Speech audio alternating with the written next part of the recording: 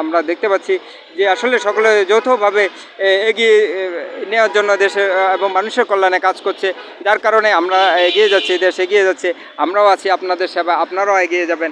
আপনারাও আমাদের এই চ্যানেলটি দেশপ্রেমী বাংলাদেশ লাইভ চ্যানেলটি সাবস্ক্রাইব করবেন এবং শেয়ার করবেন। ভিডিওটি শেষ করার জন্য সবাইকে ধন্যবাদ। আসলে দেশকে ভালোবাসতে হবে, দেশকে ভালোবাসলে দেশ এগিয়ে যাবে, আমরা এগিয়ে যাব।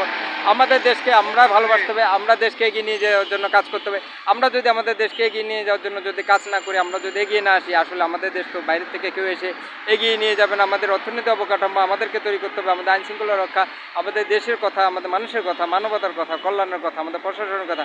এই যে আমরা করোনা মহামারীতে আমরা দেখেছি যে পিতা তার পুত্রকে সন্তানকে দেখেনি, যেখানে আমরা পুলিশ প্রশাসন দেখতে পেয়েছি তারা তাদের জীবন উৎসর্গ করে দিয়ে তারা স্বেচ্ছায় মানুষের কল্যাণে কাজ করেছে এবং তারা করোনা যোদ্ধা হয়েছে আমরা দেখতে পেয়েছি। এবং আমাদের আইন শৃঙ্খলা রক্ষা বাহিনী এবং আমাদের